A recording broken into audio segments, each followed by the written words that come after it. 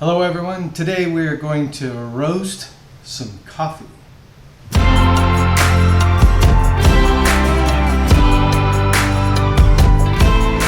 let's get at it.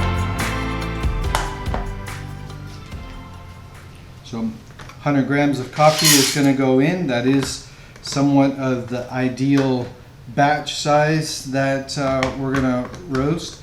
I have the timer preset for 8 minutes, and I'm going to start on low setting right now. And so with the roaster going right now, it's going to be something that is allowing for, with the low setting, allowing for a minute or so of the coffee to start to come up to temperature. If I blasted it too much at the high setting early on, the coffee would scorch early, and I wanted to start to lose some of its moisture. This is a little counter to how you would roast this coffee in a drum roaster, but by using convective heat only, I've got to get some of the moisture off of it before I really turn on the heat. And so I go for a full minute, and then I will then get it up to the high temperature. I can already smell the steam from the coffee being coming off of the roaster. So this has a high setting, a medium setting, and a low setting, and I believe it's 1500 watts, 1000 watts, and 500 watts, and then it has a variable fan speed. So I have the fan fully on because I want to get the beans tumbling as much as I possibly can. Some people get in there and lift the lid off and start scooping it off. This lid is actually a chaff collector. There's a screen that's on here and a basket that will hold the chaff. Chaff is a silver skin that is surrounding the coffee beans, and I'll show it to you when the roast is done.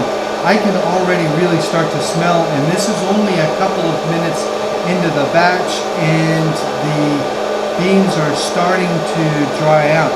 It's entering into a yellowing stage, and you can see that it's moving significantly more.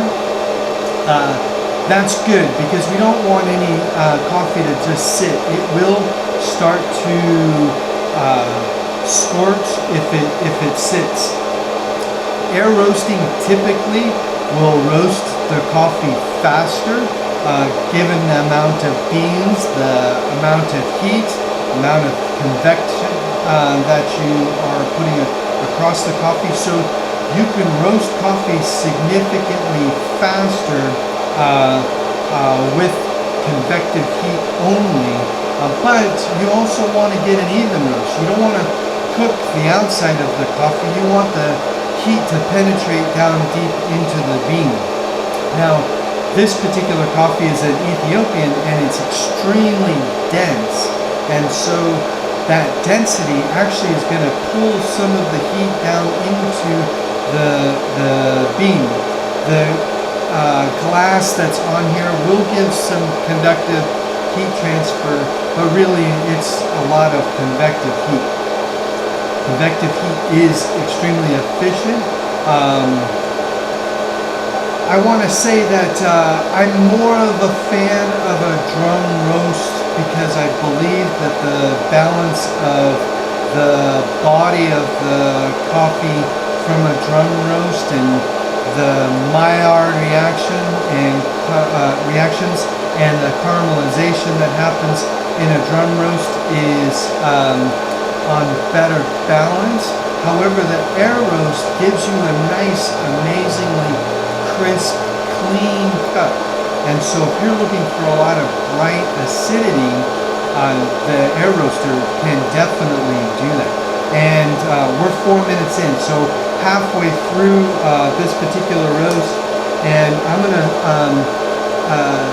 lower the heat down to the medium setting, and you heard a little pop. That pop is an outlier of first crack.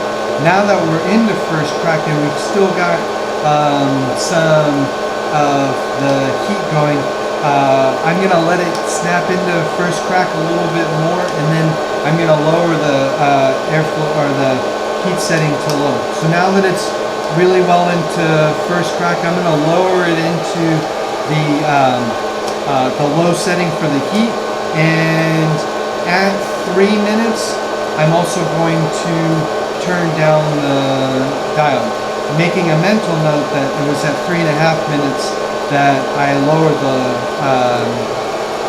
temperature. So by lowering the fan speed, it actually allows the, I'm turning the fan speed down by half. By lowering the fan speed down, the beans have lost so much of their weight because the moisture in them is now gone and they can tumble around really well. So by lowering the fan speed, this is going to allow the heat to stay on there a little bit longer. And I'm going to do this for a full minute, and I'm just doing it so that I can get a little bit better development of the coffee. It's going to bring out a little bit more of the caramel notes and mute some of the acidity and help to balance some of the underdeveloped grassy notes that you can get from an air roast.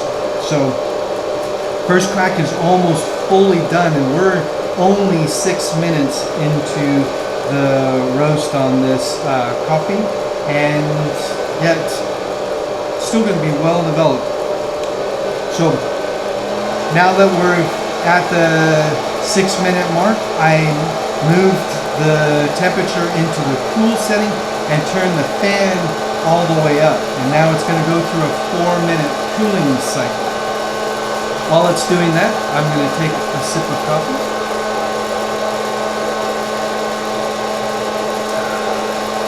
This is a coffee that we've got on the bar over at our cafe.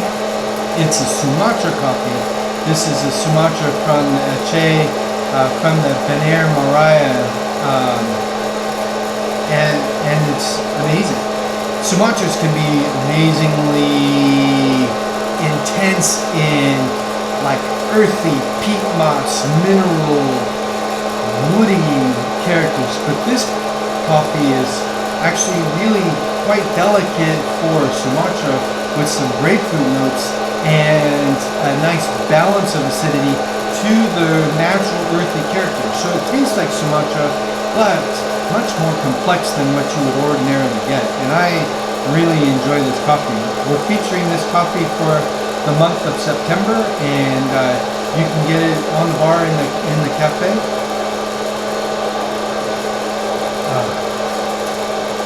This is a coffee that would pair extremely well with the pastry, particularly the chocolate croissant from Tin Roof Bakery, and I would definitely recommend that. Sumatra coffee with the chocolate croissant, that would be delicious.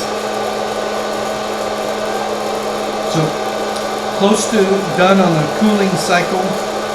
I'm gonna reweigh this coffee to see how much moisture loss we had. So 100 grams of coffee that went in, and I'm expecting about 83 grams of coffee to come out of the roaster. Again, this is the Freshroast SR500. It's been replaced by a newer model, but this thing has been remarkable in reliability and repeatability. They do recommend you wait 20 minutes between batches, but I've roasted back to back batches, and you know, she's held up. I would have to say that the lid is very fragile. It gets kind of brittle, and if you drop it, it will break. There's been some pieces that I have super glued just on this particular one. The roasting chamber is glass. That's also fragile, obviously, but this thing has been great. So we've completed a batch. You'll see some chaff falling from in there, and don't let the wife see me do this.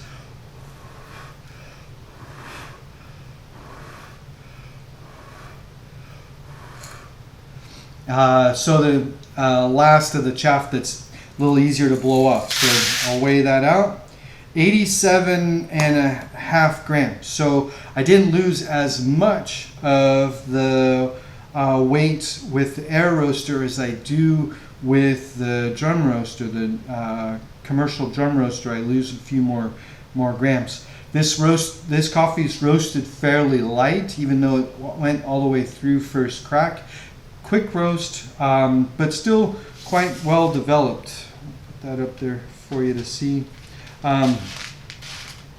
You may see a couple of Quakers. I'm just going to take a little note of that and pull 3 of them out of a 100-gram batch. Not too bad. Surprisingly even roast for an air roaster. There's a couple of scorching points, but overall I'm quite happy with this, and I'll look forward to cupping this tomorrow. Have a great day.